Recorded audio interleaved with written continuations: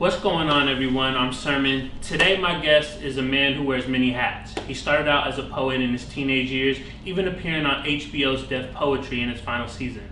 Eventually, he made the transition into hip-hop where he's become a huge underground staple with a legion of fans and a discography that totals 11 projects so far. He's also a New York Times best-selling author with his book, How to Ruin Everything. Everyone, welcome my guest, Watsky. What's going on? Thanks for having me. No problem. How are you feeling? I'm feeling pretty good. We were talking a little bit beforehand and a little bummed about the election, and that's been definitely like the cloud hanging over our mood for the last few days, but excited to be here in Seattle and really looking forward to the show. Definitely. Has the election results, has that like affected like the fans in the show, or? I don't know how much it's affected them. Definitely when we played Denver on election night, there was a feeling in the room, but I think more so they react the way that I project my energy onto them, and my energy's been different for sure because it's just affected all of us. It hit us completely from left field. We all expected Hillary to win. Everybody in the band is pretty progressive, and so it definitely was a shock and a sad shock, and so I'm trying to lift myself up out of it and try and be positive emotionally for the crowds. But in general, they've come and I think they've wanted to escape and to have a good time. That makes a lot of sense. Do you feel like it's also kind of an escape for you being on stage? Yeah, in a way. I think the Denver night, because it was the actual election night, it was too early for us to really feel that way, but the following night when we played Salt Lake City, it felt more like an emotional catharsis, like we got to feel good together and you know, really get past it. So I think it's gonna just change things, you know, maybe in a way that makes people more engaged in wanting to participate in our country. That might actually be good. But yeah, the first night was just a little too soon, I think. I definitely understand. So let's talk a little bit about your book, How to Ruin Everything. First off, how does it feel to be a New York Times best-selling author? It's pretty cool. I mean, my mom's a librarian, so anything that happens in the literary world is really exciting for her and for me and my family. And so, you know, it was the first week, it did pretty good sales, and we were thinking that it might be near the bottom of the list, you know, squeak into the top 10. And when we saw that it made number 9, everyone at the publishing house and me, we were all like celebrating, and apparently like my editors and stuff were high-fiving each other in the hallway because we set that as a goal. We didn't think it would happen, but we hoped it would, and you know, they can't really take that away from me now. It's something I'll get to have on the resume forever, so it was awesome. So the most important question, the orange sport, do you still have that? Oh, Your night yeah. in prison? I spent, well, technically jail. Jail, I didn't yes. really go to prison. I spent the night in jail for like resin, like weed residue on a pipe. For those of you who don't know, pick up the book. Yeah, pick up the book. So, but basically, I went to county jail in Wyoming, and they gave me an orange spork to eat my food with, and yeah, I still have it. It's in my storage unit. It's a durable spork. So when you wrote about your life and all the different stories from, you know, everything that was happening, like, was there anything that you learned about yourself? Well, I write about myself a lot. My poetry and my music's super autobiographical, so I'm always doing a lot of self-reflection. In terms of the book in general, it made me examine what I want to leave out, honestly, because I was writing about my family and my friends in more specific ways than I do in my music sometimes, and so it made me really question, okay, how do I want to present the people in my life and make sure that they feel cool about it, because I'm not trying to be some tell-all writer who's burning bridges with people that he loves just to make the best, most interesting, entertaining story. Like, my family relationships with me are more important than any story I could tell, so it really made me examine what my philosophy was around writing about people in my life. And at the end of the day, what I settled on was that if it's somebody who I want to maintain a relationship with, I'm going to let them read the chapter. I'm going to let them tell me if there's anything they're not comfortable with, and I'm not going to change the facts, but I'm willing to take stuff out if, you know, I'm going to hurt somebody close to me. Were there any moments like that? Yeah, there were. I won't get specific about it because obviously I left it out for a reason, but yeah, there were some little details that friends and family said, oh, that's just a little bit too specific, that, you know, I don't know about that revelation, and yeah, there were probably like 4 or 5 moments where I would take out details, and none of them were really crucial to the story, because ultimately I was writing about myself, and yeah, the people around me are important, but throwing them under the bus, I'd rather throw myself under the bus and make myself the butt of the joke.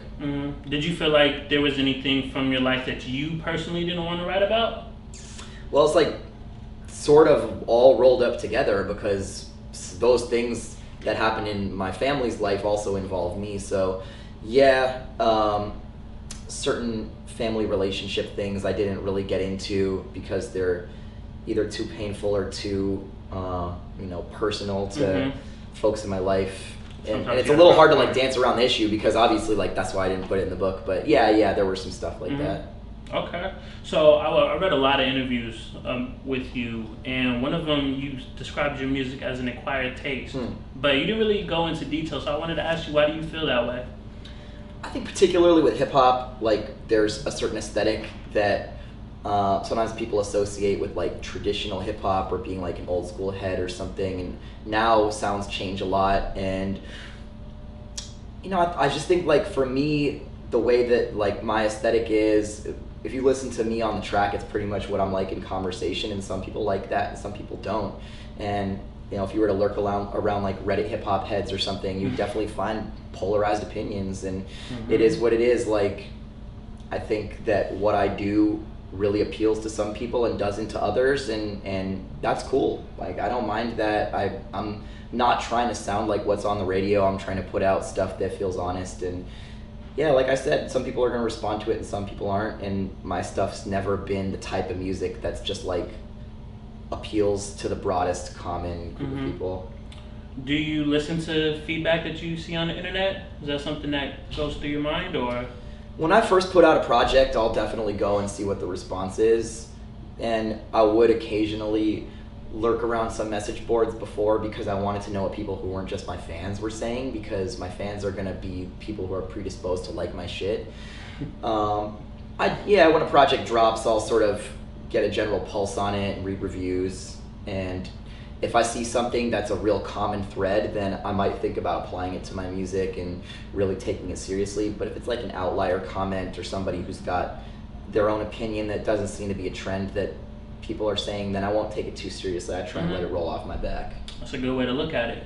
So with you being a poet and a rapper, the two fields, they kind of share some similarities. So is there anything from, like, say, writing poetry that you can apply to making hip hop? Or vice versa? Just start over from the question.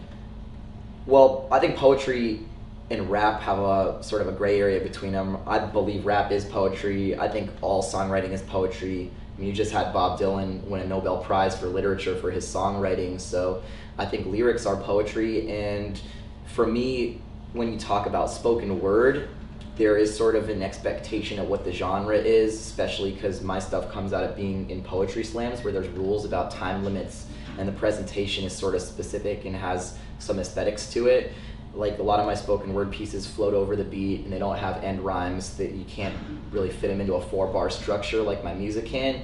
But there's a lot of gray area in between all that stuff, so I have some songs where the lyrics don't fit into the bar form and they float over the beat, and then a chorus comes back in, and then I'll have a verse that does have end rhymes and does match up with the tempo. So I like to play with the gray areas between that stuff. At the end of the day, my lyrics sort of all balance this sense of humor with seriousness, whether it's my poetry or my music or my writing on the page, and sort of flip between this like love for wordplay and punchlines, and then autobiographical, personal, more serious stuff. So all my work has a general mix of those things together that are similar. It's just like the form of the writing is different from project to project. Do you feel like that having both of those elements combined has made you more successful because of that? I don't know. I mean, I think there's definitely steps I could have taken if my goal was to be a pop star, and I could have probably made music that was, maybe more radio friendly or something like that, or less poppy. Honestly, I like chord progressions. I like a lot of pop music, but there's certain things about what I like to do. I always like to put in a quirk that's really supports my personality and makes my shit a little weird. I mean, like I'm not going for something that is just completely homogenous and sounds like Chainsmokers or I don't know, whatever top 40 thing is out there, because I like stuff that's weird and has personality to it, and that's who I am. I got a quirky sense of humor. I like stuff that's a little bit twisted and has something subversive to it. I mean, my song Going Down on my most recent album has like 4 verses on it. The first 2 verses are just punchlines about going down on a girl, and the last 2 verses are about imagining like, okay, why wouldn't I consider giving head to a guy, and then going through like one scenario after another about just arguing with myself about what my hang-ups are. And you're never gonna find some shit like that on format radio, but I like it because it cracked me up, and I spent like 3 hours just laughing to myself in my living room. And then, but I also felt like it was something that was very personal and honest too, so that's the kind of stuff I gravitate towards. When you come up with like concepts like that, where do you draw inspiration from? Just whatever's going through my head. I also try and make sure that it's not something that's been written about in exactly the same way. I mean, like, tons of people have explored sexuality on the track, but I never heard about somebody who did a complete left turn in the middle of the track and then examined like the gray areas of male heterosexuality in that way. So I always try to make sure that it's at least a slight flip on something that's been done before. My album Times Infinity, the most recent one I put out, is definitely a very concept-driven album. Yes, I wasn't just trying to like set vibes, and sometimes that is what I'm trying to do on certain projects. Like I put out a jazz hip-hop album a couple of years ago that was more about just like setting a mood and putting in something that could really set a tone for someone's car ride, and you know, really have a consistent emotion to it. But this album I was looking at like a storyteller, and I wanted every track to feel like, you know, it represented a different side of who I am and what I was thinking about this year. So since you brought up the album, you know, it's your 4th album. Russell Simmons is the executive producer. What were some of the ideas that he kind of brought to the table?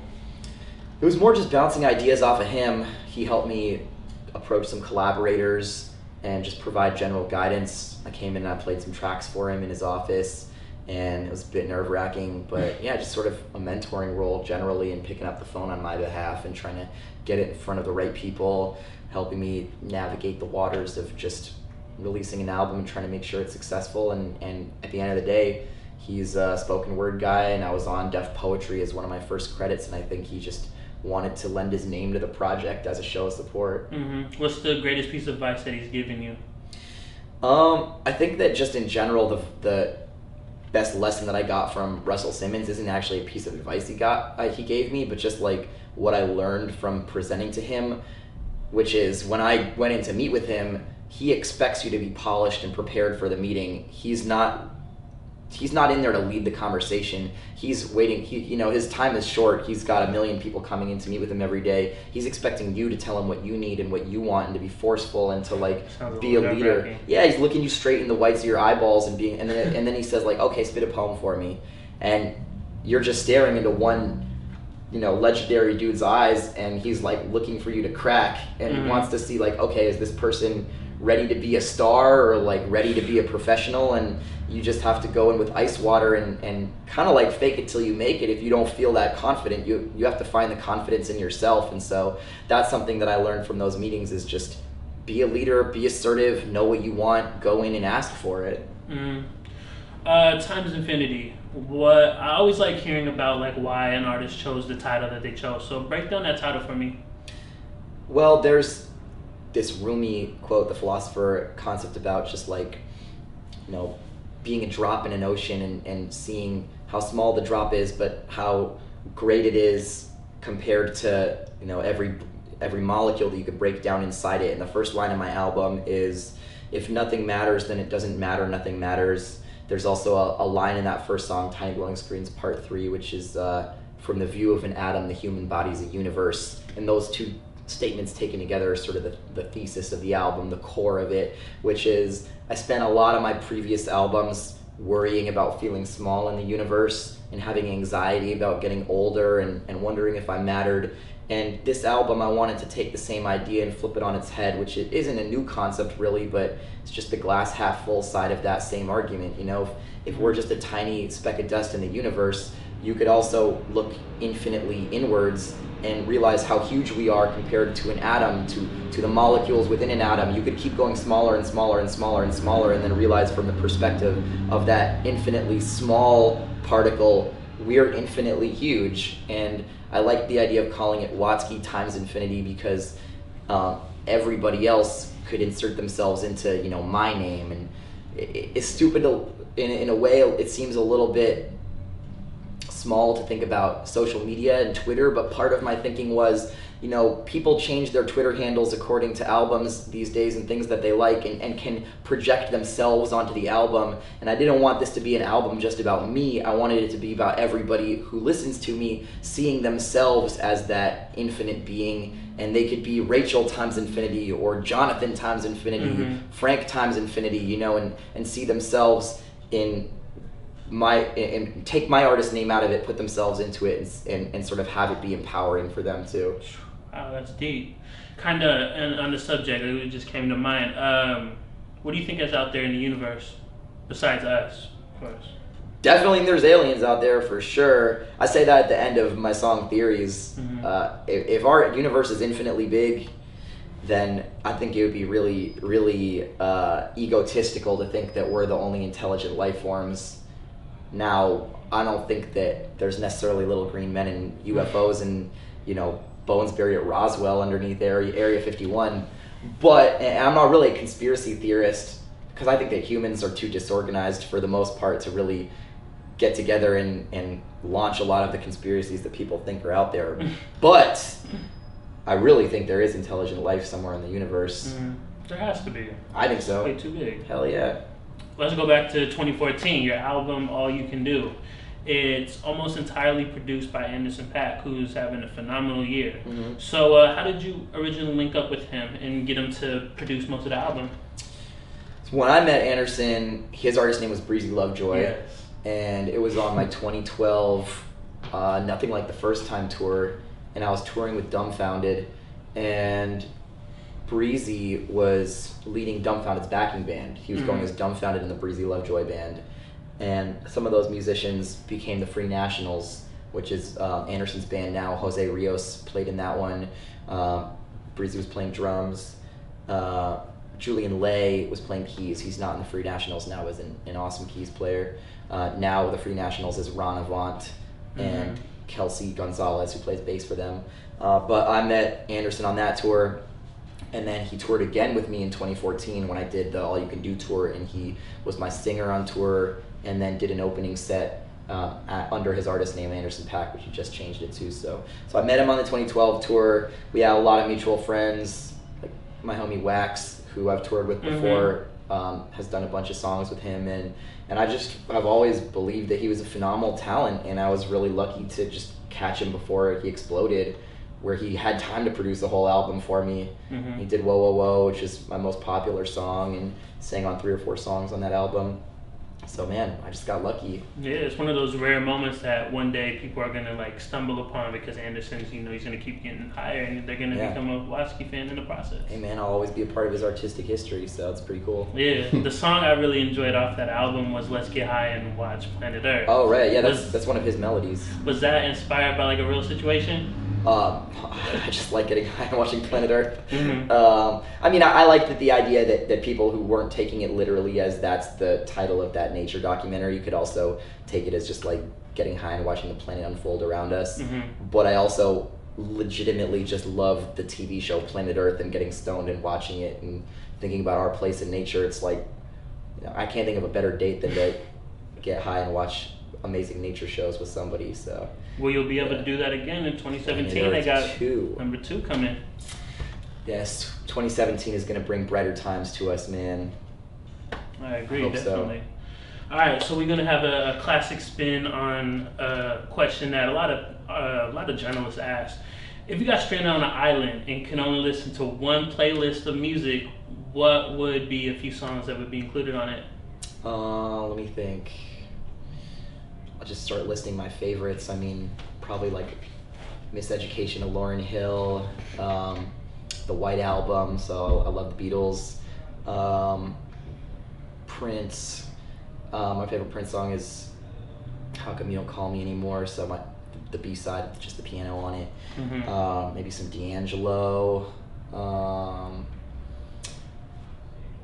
see, Black on Both Sides, so some Most Def and Talib Kweli. I grew up listening to a lot of like Raucous Records artists. And then my mom just raised me on a lot of like classic rock and Motown, so like Derek and the Dominoes, Marvin Gaye, Tammy Terrell. Sounds like you'd have a fun time stranded on the island. Yeah, man. Okay, so the Fillmore in San Francisco has been a huge part of your musical upbringing. You've attended many concerts over the years. What are some of your favorite memories from there? Oh, man. Besides you performing there, because I know that's a huge one. Yeah, that was definitely like all-time favorite night of my entire life. That's the spot in San Francisco where it's like a 1,200 cap venue and all the hip-hop acts would roll through town, but I saw a lot of genres there. Some of my favorite shows there were The Roots. I was big into Jurassic 5, and every time they came through town, I'd see them, and they always put on amazing shows. I loved seeing Gnarls Barkley there. That was CeeLo and Danger Mouse's project back in like 04, 05, 06. I went to see them a couple times at the Fillmore. Atmosphere, Jamie Cullum, back when, Iraq War, San Francisco protest era, Michael Franti concerts were definitely like big for us. There's some of my favorites. Do you have a favorite concert like of all time? I might just list my first one, honestly, and it was at the Fillmore. It was the Ludacris Word of Mouth tour in 2002. Wow. That was an amazing concert. It was just, I was 15 and I saw my first pair of real life boobs that night. It was like, Score. Show me your titties. She's like, and I started freaking out. And he threw a sweat towel into the audience and me and my friend fought over it. All my favorite Ludacris songs are from the Word of Mouth album. Saturday, Area Codes. That was a crazy concert. That does sound like it would have been fun. So my last question, you've done poetry, you've made music, you're an author. What's next on your to-do list? Man, I'm trying to just keep doing all those things and just keep being creative about it. I'm probably going to put out another poetry collection next year, do some more actual spoken word writing, and